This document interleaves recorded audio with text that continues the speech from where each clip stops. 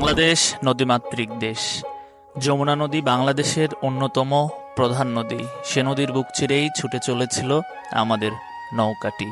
আজকের গন্তব্য boil union, যেটি বগুড়া জেলার সারিয়াকান্দি থানার বয়ল ইউনিয়ন, যেটি মূলত এখন সম্পূর্ণ চর। যমুনা নদীর পূর্ব পাশে এই বয়ল ইউনিয়নের অবস্থান।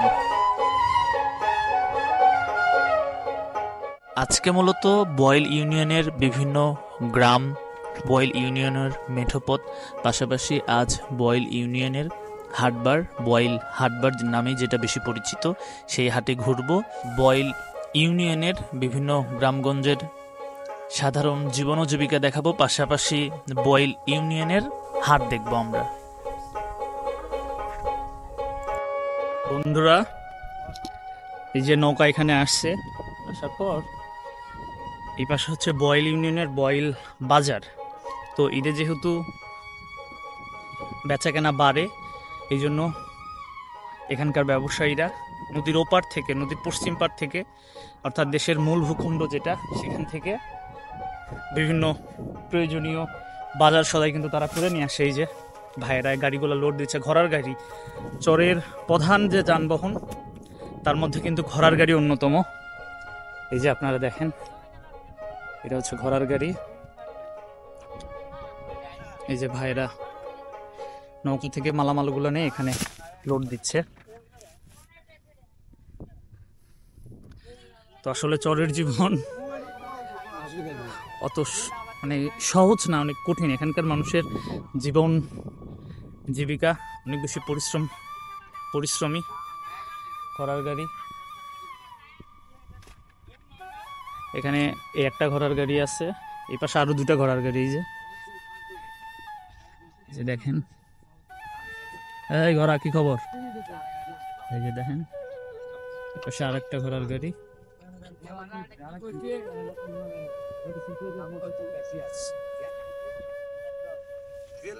গাড়ি কয়টা হবে? একটা না কয়টা? তিনোটাই ভরবে? আচ্ছা, 3 গাড়ি মাল না? আচ্ছা, এই গাড়ি শেষ লুট দেওয়া?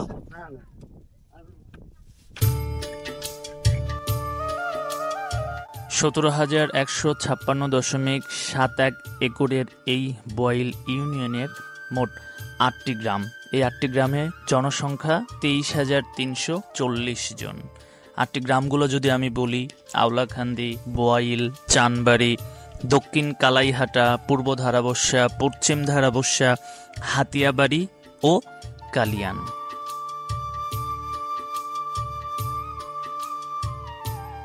এই গ্রামগুলোর মধ্যে অন্যতম বয়ল হাট, যেটি সপ্তাহের প্রতি শুক্র ও মঙ্গলবার বসে থাকে।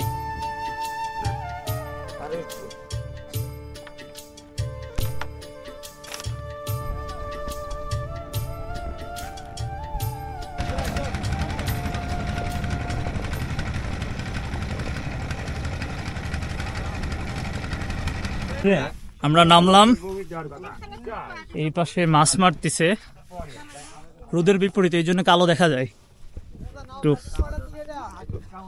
মাছ, চরের যে যমুনা নদীর ফ্রেশ মাছ একদম, এই মাছ আপনাদেরকে দেখাবো।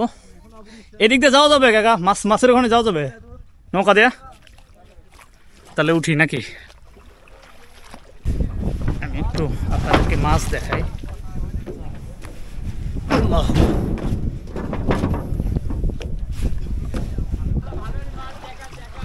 মাছ কিরম পাওয়া যায় ভাই?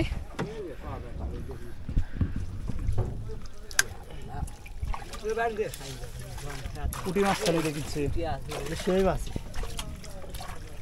ভালো ভালো পুঁটি তো।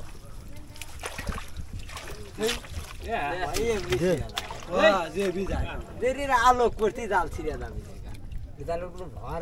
এই যে দেখেন, খুব সুন্দর মাছ। এই হচ্ছে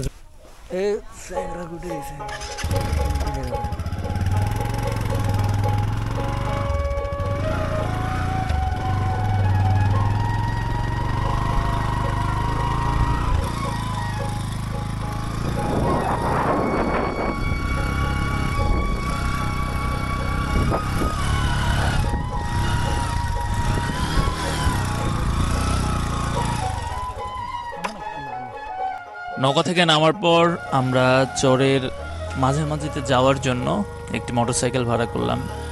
বলে রাখা ভালো যে এখন কিন্তু যুগ যেহেতু বদলাইছে, আপনি চরে গেলে অন্তত দ্রুত ট্রান্সপোর্ট সুবিধার জন্য মোটরসাইকেল ব্যবহার করতে পারেন। তবে চরে রাস্তাঘাট এখনও যথেষ্ট অনুন্নত, সেটা নিশ্চয়ই আপনারা ভিডিওতে দেখতে পাচ্ছেন। তবে প্রশংসা করতে হয়, চরের যারা মোটরসাইকেলগুলো চালায় তারা যথেষ্ট দক্ষ এবং তারা খুব ভালো মোটরসাইকেল চালাইতে পারে বলে আমি অন্তত এটা বিশ্বাস করি।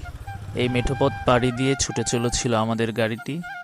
চরের গ্রামীণ জীবন জীবিকা সব কিছুই দেখাই আমার এই ভিডিওর মূল উদ্দেশ্য। আমি নিজে দেখি, নিজের মনে প্রশান্তি জাগে, পাশাপাশি ক্যামেরার চোখে আপনাদেরও দেখানোর জন্য চেষ্টা করি, যতটুকু পারি চেষ্টা করি।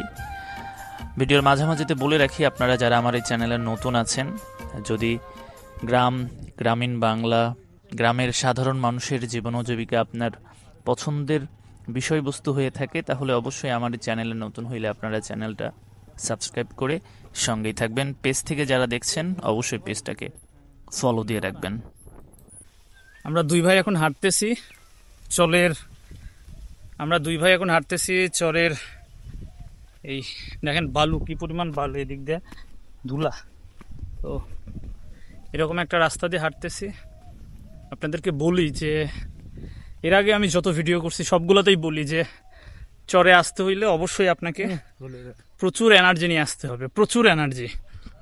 যারা হাঁটতে পারেন, হাঁটতে সমস্যা হয় না, তারাই আসবেন, তাছাড়া আসার প্রয়োজন নাই বা দরকারও নাই। তোমার নাম কি? হ্যাঁ, নুননবী। কোন ক্লাসে পড়ো? ক্লাস 1-এ পড়ো। তোমার বাড়ি কোন পাশে? এখানে বাড়ি না? আচ্ছা, নুননবী। ঠিক আছে নুননবী, হ্যাঁ আসি।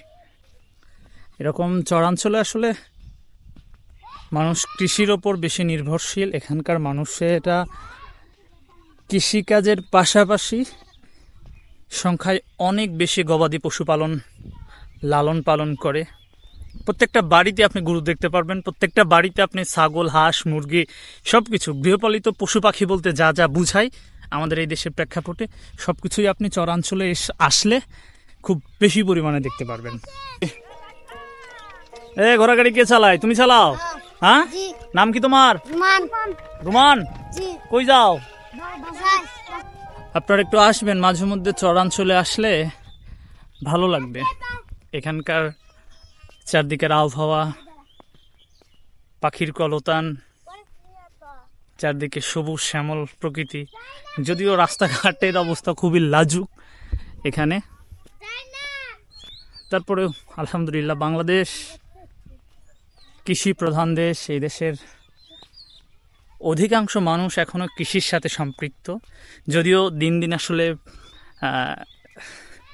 কৃষক শ্রেণীর যারা সরাসরি মাসে ফসল ফলায়, এই ধরনের মানুষজন সংখ্যায় দিনে দিনে কমে যাচ্ছে। মানুষ অন্যান্য পেশায় বেশি যুক্ত হচ্ছে। তবে এটা আমাদের বাপদাদাদের আদি পেশা। যেমন আমার আব্বা কৃষক, আমার দাদা কৃষক ছিল, আমার পরদাদা কৃষক ছিল, বা তার পূর্বে যারা ছিল সবাই কৃষক ছিল। তো এই জন্য আমি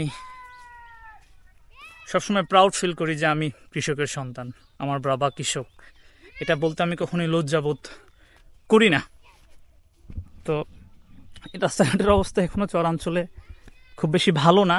এই যে দেখেন ট্রাক্টর, মানুষ এখানে এই ট্রাক্টর দিয়েই কিন্তু চাষাবাদ করে। আমি এই ধুলিমাখা রাস্তায় হাঁটতেছি, গ্রামের মেঠো পথ। এই পথে হাঁটার মজাই আলাদা। আমি শৈশবে ফিরে যাই, আমি কৈশোরে ফিরে যাই।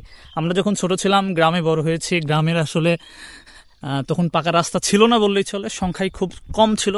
গ্রামের যে প্রধান রাস্তা সেটাই পাকা ছিল, কিন্তু আমাদের বাড়িতে যাওয়ার রাস্তা, আরও অন্য যে রাস্তাগুলো, এগুলো সবগুলোই কাঁচা ছিল। কিন্তু চরাঞ্চলে আসলে এখনও এই কাঁচা রাস্তার দেখা মিলে। গ্রামের মেঠোপথ বলতে যে রাস্তা বোঝায় সে রাস্তায় দেখা মিলে, ঘোড়ার গাড়ির দেখা মিলে।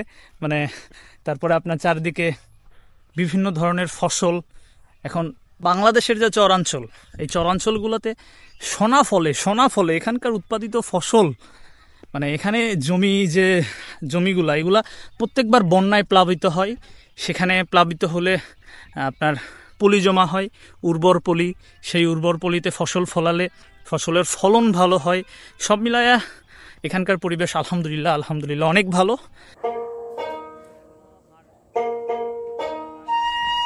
অবশেষে চলে আসলাম সেই কাঙ্ক্ষিত হাট বয়ল হাটে। আসসালামু আলাইকুম চাচা, ভালো আছেন? আলহামদুলিল্লাহ। আপনাদের এই বাজারের নাম কি? বহাল বাজার। বয়ল বাজার। প্রত্যেক দিনই বাজার বসে? প্রত্যেক দিনই বাজার বসে। মানে হাটবার আছে কি আলাদা? হাটবার আছে, এটা মঙ্গলবার আর শুক্রবার। মঙ্গলবার শুক্রবার। জি। এটা তো বয়ল ইউনিয়ন না? বহাল ইউনিয়ন। ইউনিয়ন পরিষদ এখানেই আছে? ইউনিয়ন পরিষদ এখানেই ছিল, এখন বর্তমানে আমাদের এখানে ইউনিয়ন পরিষদ নাই। যাই যখন যেবারে চেয়ারম্যান হয় তার বাড়িতে পরিষদ থাকে। আচ্ছা, নির্দিষ্ট কোনো অফিস? নির্দিষ্ট কোনো অফিস। যে চেয়ারম্যান হচ্ছে সে সেখানে অফিস করে নিচ্ছে। আচ্ছা। আপনাদের বয়ল ইউনিয়নে ভোটার সংখ্যা কতগুলো আনুমানিক? এটা আমার জানা নাই। ব্যবসা কেমন চলে? ইনশাআল্লাহ মোটামুটি ভালোই চলে না? আচ্ছা, তাহলে মঙ্গলবার আর শুক্রবারে হাটবার। আজকে তো হাটবার না? আজকে হাটবার। আচ্ছা, ঠিক আছে, ধন্যবাদ। আলহামদুলিল্লাহ। কি আপনি কি নিয়ে আসছিলেন? কিছু আনিনি, আমি এমনি দিচ্ছি। কি জন্য আসছেন? এই বাড়িতে গেছিলাম, আবার এদিকে বাড়ি আছে, সেই বাড়ি যাচ্ছি। আচ্ছা, ঠিক আছে। আমি এখন বয়ল হাটে প্রবেশ করতে দুইজনের সাথে কথা বললাম। তো বয়ল আজকে হাটবার, মঙ্গলবার, সাপ্তাহিক হাটবার। এই হাটে ঘুরে আমি এর আগেও আসা হয়েছে আমার এই হাটে, যারা আমার ভিডিওগুলো দেখছেন জানেন। তো এই হাটে ঘুরে চরের হাট বাজার দেখতে কেমন হয় এটাই দেখানোর চেষ্টা করব ইনশাল্লাহ। আশা করি আপনারা পাশেই থাকবেন। গ্রামীণ হাটগুলো গ্রাম বাংলার অর্থনীতিকে সচল রাখার হাতিয়ার হিসেবে ব্যবহৃত হয়, তেমনই একটি হাট এই বয়ল হাট। আগামী ভিডিওতে এই বয়ল হাটের দ্বিতীয় অংশ ইনশাল্লাহ আপনাদেরকে দেখানোর জন্য চেষ্টা করব। বিশেষ করে বগুড়ার বিস্তীর্ণ চরাঞ্চলের মরিচের যে বাম্পার ফলন হয় সেটাই দ্বিতীয় ভিডিওর প্রধান আকর্ষণ। দেখা হচ্ছে অন্য আরেকটা ভিডিওতে।